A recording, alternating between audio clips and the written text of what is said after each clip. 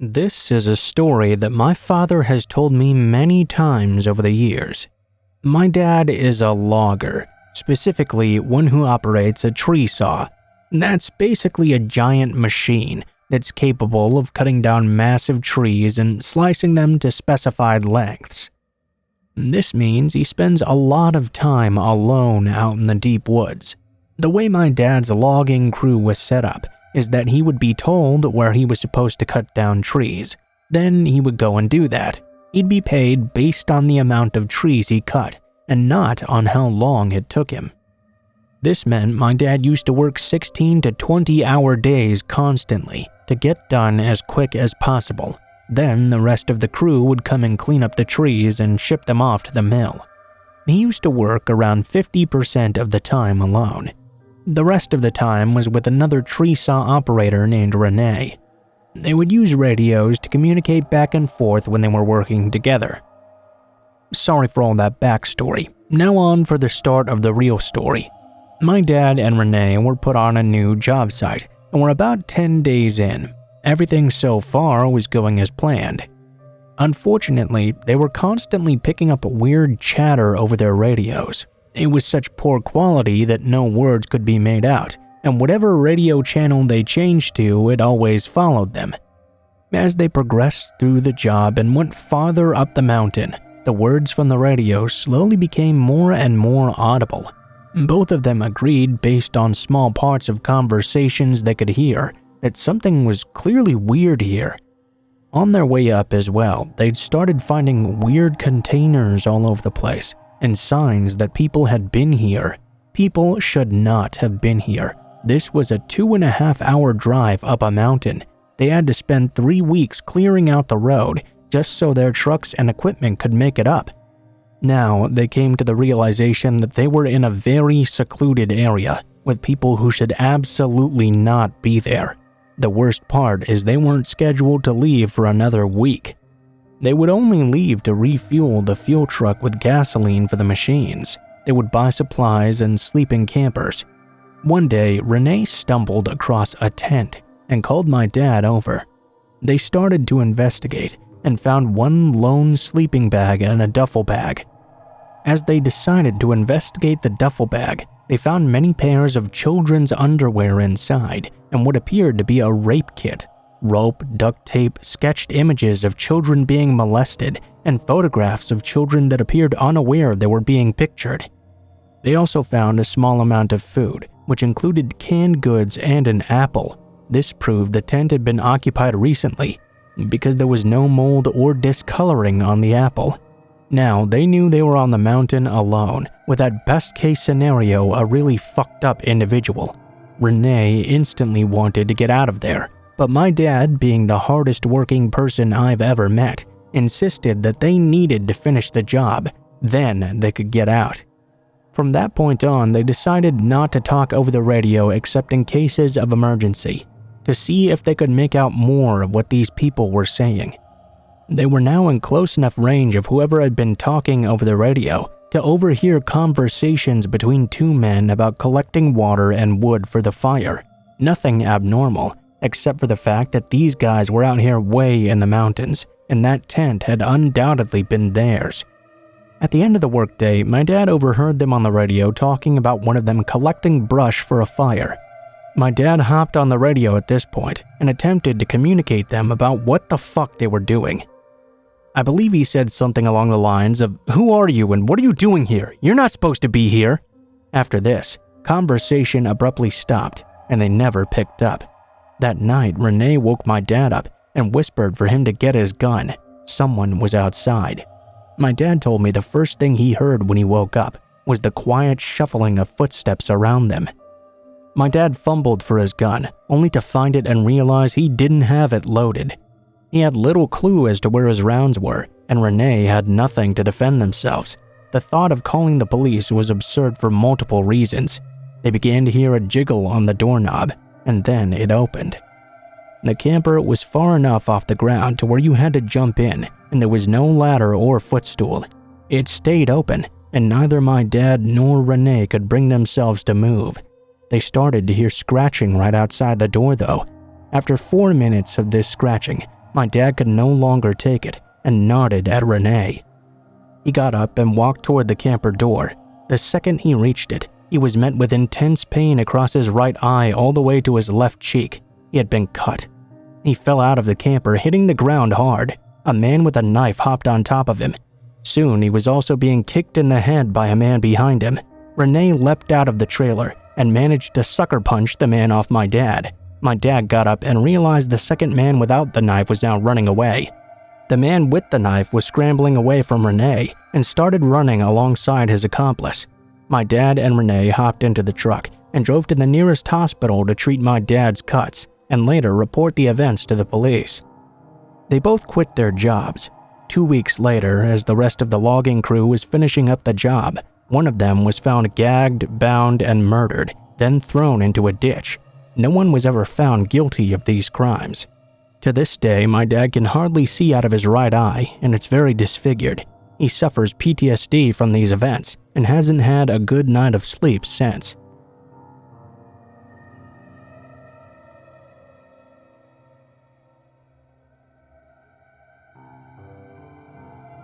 Rainy night in the era before cell phones existed. I was 18 and walking a very long way home from work. I foolishly accepted a ride home from a strange man. You know, small town girl living in her lonely world, and I had just gotten off a double shift. The man was elderly and acted genuinely concerned for me. I saw a Bible in the back seat as well. Probably safe, right? The car was quite old and somewhat broken down. He even had to get out and open the door for me. It took him a while, as he seemed to have trouble walking with his bum leg. He told me the passenger door wouldn't open from the inside.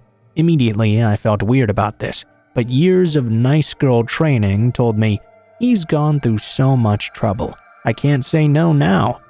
We chatted for a while, and he politely complimented my uniform, my hair, and told me I looked quite a bit like his late wife, that her spirit must have led him to help me get home. It sounded quite sweet at first. The conversation turned to if I was still in school, what my hobbies were like, and gradually turned to whether or not I was on my period. That was quite rude, but he acted like it was going to be the punchline of a joke or something. I laughingly asked him why he would want to know this. The man looked me dead in the eyes and said very calmly, "Because if you're fertile, we should start trying for a family right away." Oh shit. He said that God had kept him lonely for so many years now, but because I looked so much like his late wife, it was clear I was meant to be his. Now he could start his life over and finally have lots of children like his wife was never able to do. He grabbed my hand firmly and kissed it, then whispered into my ear, "I can't wait to show you to our new bed." Still trying to keep the conversation light and joking, I told him he would need to meet my father to ask his blessing before having his way with me. That's what a godly man would do after all. The man wholeheartedly agreed, even acted offended I thought anything otherwise. We got to the street where I had previously told him I lived. He asked which house was my parents'. I gave him a fake house number, far away from my own, and had him drop me off there. He wanted to come inside right away. I told him I needed to let my parents know about God sending me a husband before he could meet them. It could take a few days though, so come back tomorrow. He told me he'd give me a few minutes, but then we'd need to be on our way.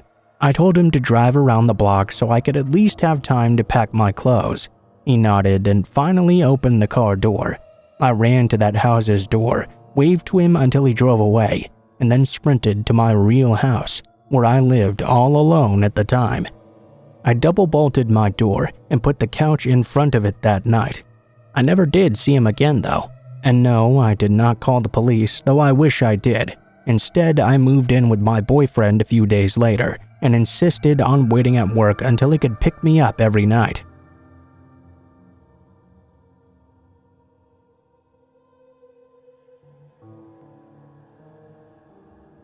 I went to study abroad for a semester. About 2 weeks in, I got a surprise beautiful bouquet of about a dozen roses, but there was no sender information.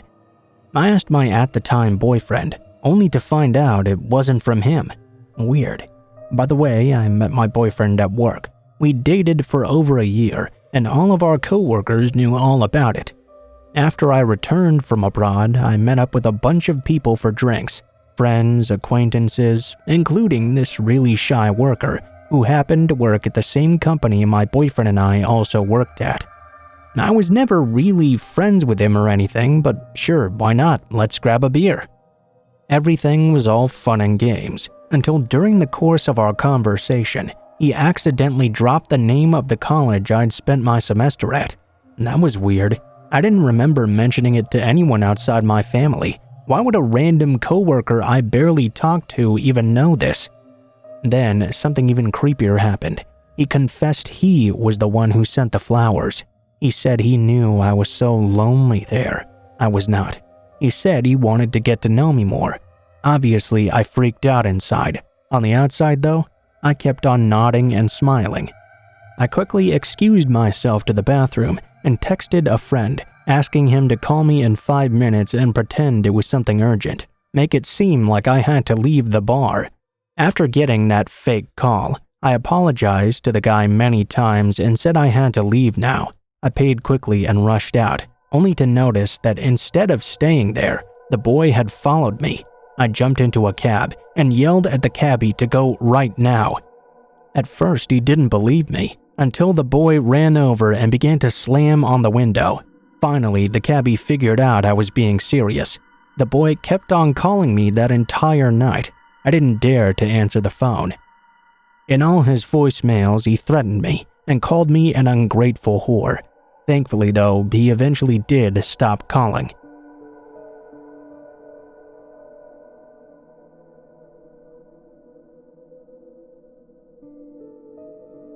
There I was, sitting alone in my car at the local duck pond, eating my lunch and reading a book like usual.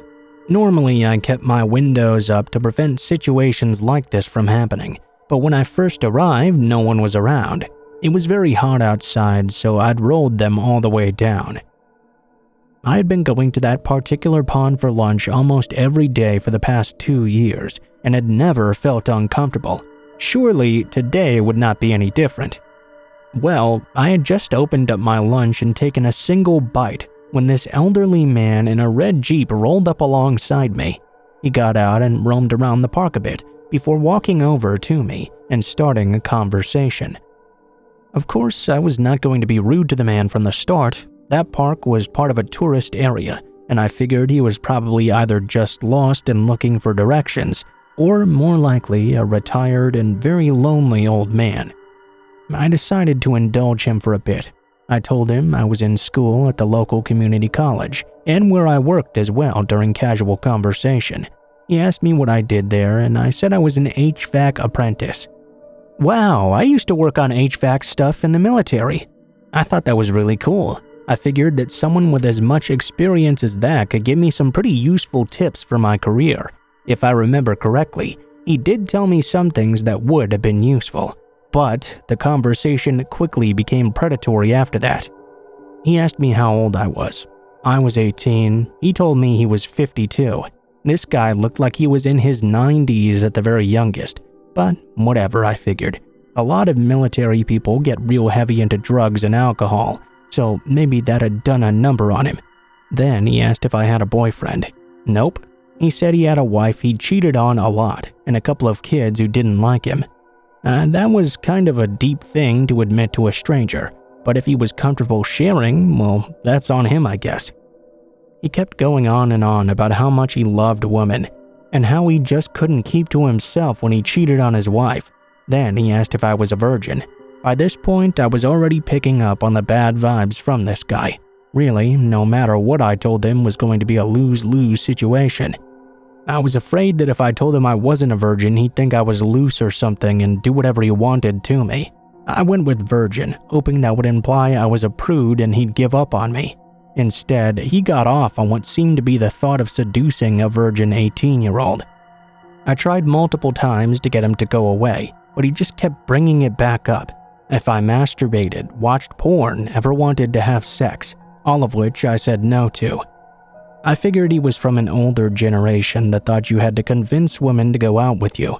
that once he realized I was serious, he would just give up. No one wants to be a rapist, right? I was already uncomfortable with this guy, but then the threats started. Just over and over again, very firmly. I knew he wasn't going to give me a choice in the matter. I realized now I was completely alone in the park with this guy as well. No security cameras anywhere. No one knew I went to the pond for lunch every day. You might be asking yourself why I didn't just turn on my car and leave. Well, I had placed my keys into the passenger seat to relax.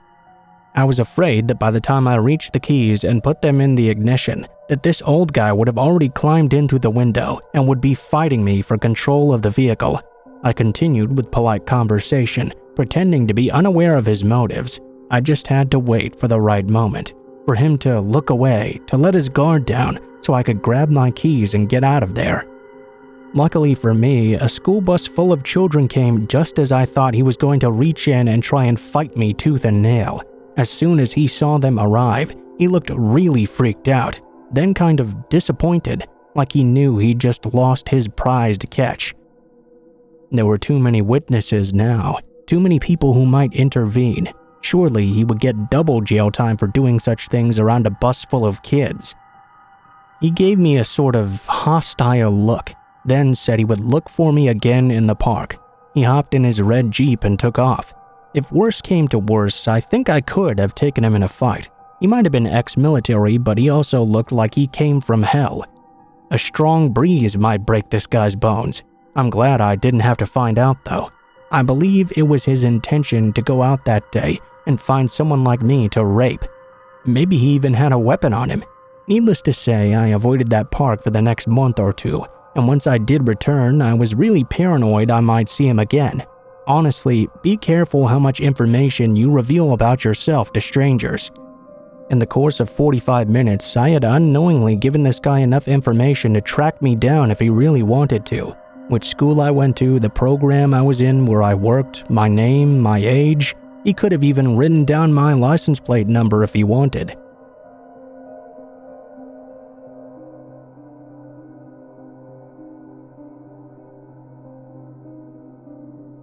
This is gonna be long, but it is worth it, I promise. I was working at a sports bar in the morning when a big dirty fella sat down in my section. He had shoulder-length wild hair and dirty torn clothing. You know, typical loony garb. I'm a good waitress though, and I didn't plan on treating him any different than anybody else. I greeted him happily and was instantly hit with the smell of garbage. I grew up neglected and abused. This is important for a few reasons, some of which will come into play later. 1, I know what it's like to be judged, so I empathize and overcompensate when I deal with someone I think has also wrongfully been judged. 2, my parents were creepy hoarders, so the smell of garbage gave me anxiety attacks. And 3, because of the abuse and some other traumas, I have severe PTSD.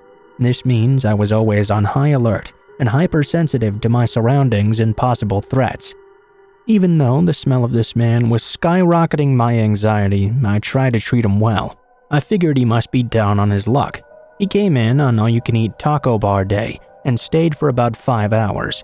I figured he must have not eaten much lately, which struck a personal chord with me. Our parents didn't really feed us when we were kids, and often we went days without any food. I felt so sorry for him, so I went above and beyond when serving him. Obviously, he appreciated it quite a bit. He left and nothing seemed unusual. When he returned the next week, he specifically requested me. This time, he'd brought some emails he printed out between him and his ex and asked me if I could read them and explain some of the things his ex had said, since I was a girl and would probably understand more. I told him I would do it when I wasn't working. I really had no intention of doing so, though. I took them and shoved them somewhere random in my purse. From a glimpse, though, I could see his name seemed to be Steve. He later asked what days and shifts I work, and I lied through my teeth. He began to ask other personal questions too. I was all too used to this. I waited tables for 8 years at this point and dealt with my fair share of creepers. Because of this, I had this whole entire fabricated life story on deck designed to deter any funny business. I remembered that the only true thing I ever told him was that my sister worked at a Subway, and I accidentally mentioned her name as well.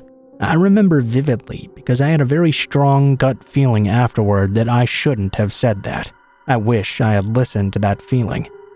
A week later, during one of my night shifts, Steve came in and he was pissed.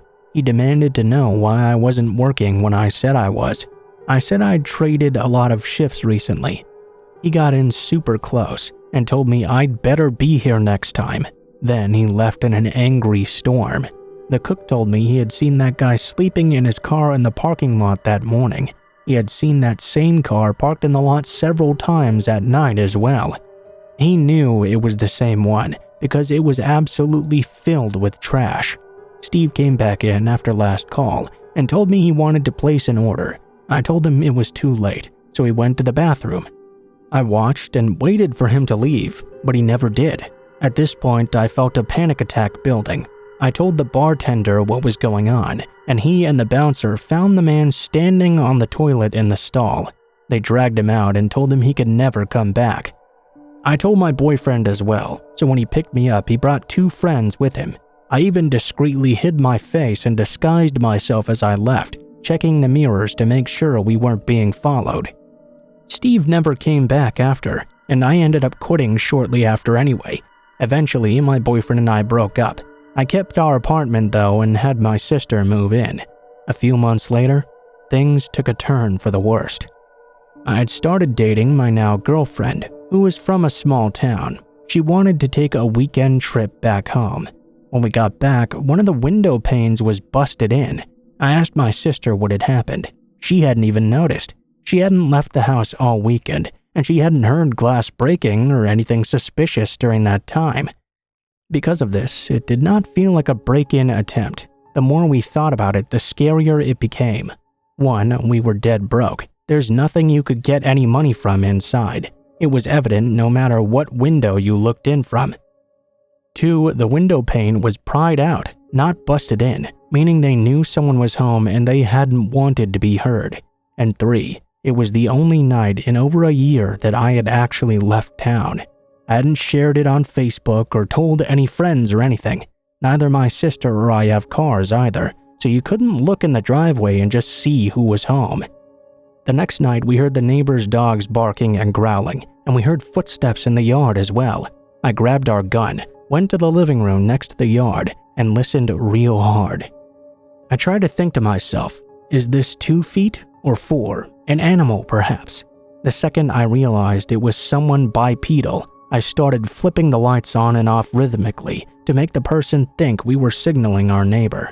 That made them take off running. Obviously, this was sign for it had not been a break-in attempt. You don't return to the very same house you failed to break into the day before. My sister and I got tasers and wasp spray. I didn't have a concealed carry, and my sister didn't want to touch a gun. My sister was now armed, so that weekend my girlfriend and I decided to go out. We got into a stupid fight that night though. When she dropped me off, I threw $20 into her car and said something snarky, like, "Here's half my tab." Then I rushed back inside. When she was a few blocks away, she texted she was going to come give it back, but I told her not to. She knocked, but I didn't answer because I was mad at her. I heard footsteps come up to my bedroom window. I waited for her to knock on the window so I could yell that I told her not to come by. But instead, the person at my window just walked off. She texted the next day to say she had tucked the $20 into the screen door. I got up to grab it only to see there was nothing there. I told her it wasn't there and asked if maybe it could have fallen out. Wasn't possible. I then asked why she'd walked by my window, only for her to say she had never done that. This meant whoever saw her leave the money had to be 50 or feet less from the door. It had only been 3 minutes tops from when she dropped it off to when I checked. The only place they could have been in was our backyard. This means whoever walked up to my window knew my girlfriend was there to see me and knew which room was mine.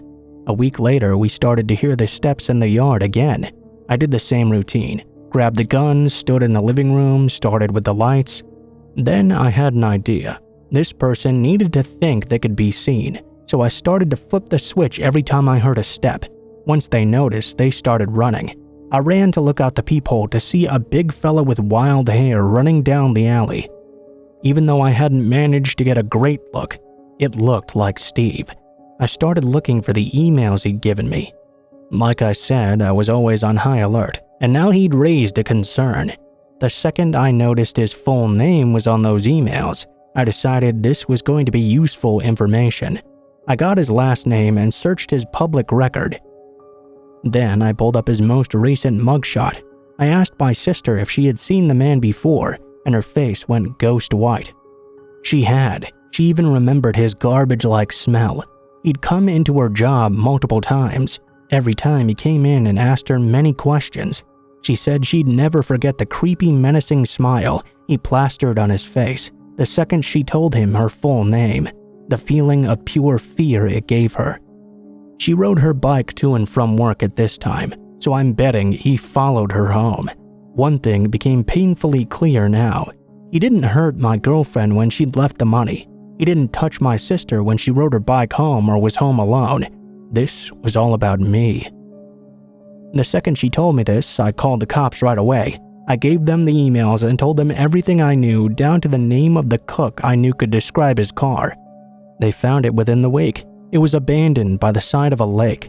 It was full of trash, a few personal belongings, and pages of his crazy thoughts and intentions.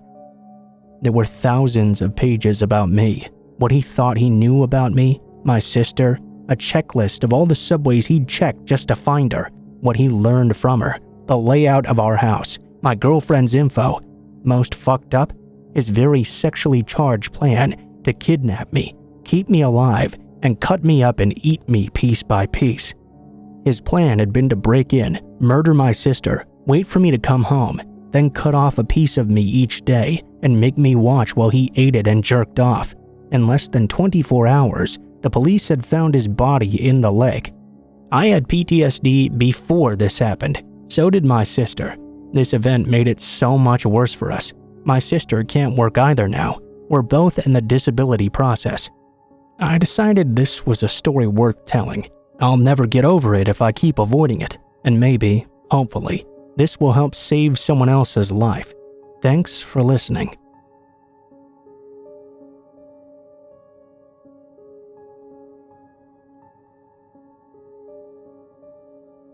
I was about 13 or 14 years old, and I was babysitting 2 boys for some church members. I had done this before, and the kids loved me a lot. The parents were also very comfortable with me. This was a night where they were going to be gone pretty much until about 2:30 in the morning. I was doing this for free that day because they were going to do something church-related, and that's just kind of how I rolled. Anyway, the house they lived in was an apartment complex. You know, one of those small ones that had 2 floors and 4 places in each spot. They were on the bottom floor with 2 bedrooms on either side of the apartment, the kitchen on the left and the living room on the right, with a sliding glass door to a small patio and a public bathroom next to the front door. It was around 1:30 or so, and I knew they would be arriving back home soon. The kids were knocked out, obviously after practically begging and 3 bedtime stories. I had finished my homework now. They didn't have cable. They only had a couple of DVDs and VHSs to watch. I grabbed Land Before Time to make the night go by quicker. I was already very tired and had nodded off a couple of times. Around 2 in the morning though, I could hear a knocking on the front door. Knowing the parents had a key with them, I did nothing but sit there in the dark with the TV glowing on my face. Being a paranoid person who watches and reads enough horror already, I snatched up the baseball bat that was next to the couch. What I heard next will haunt me forever. I heard a small voice calling out, almost like a young woman's. Oh dear, that won't help you at all. My heart stopped. I realized the patio door did not have the blind shut. My eyes shifted slowly to the door, only to see someone out on the patio, staring inside. I couldn't make out anything other than they were very short and wide. I screamed and ran to the kids' room. Thankfully, they were still asleep. Sadly, this was before I had a cell phone, and there were no cordless phones at the time. I pushed the dresser in front of the door and stared at the one window of the room. It suddenly became dark as a shadow loomed over the window. The knocking started again, and the woman's voice called out once more. "Come on, dearie. I won't hurt you. Just come out now." The window was being knocked so hard, I was afraid it would break. The kids woke up now. They were screaming and scared. I was a big girl. At the time, I could even lift my own weight. Knowing I had the responsibility of 2 kids' lives with me though, I was very vulnerable and afraid. Within 2 seconds, I heard the father screaming out, "Hey, who the hell are you?" The person ran off. The front door opened, and there was a harsh knocking on the kids' bedroom door. Thankfully, it was the parents. After I let them in and put the dresser back, I explained what had happened, and they called the police. When they arrived, they obviously found nothing. The bushes that hide the patio were cut up though, and ripped open to get through. I babysat for them once more after that, but moved away 5 months later, and never babysat anyone ever again. To this day, I know the woman was long gone, but every time I hear a knock at the door, a chill runs through me.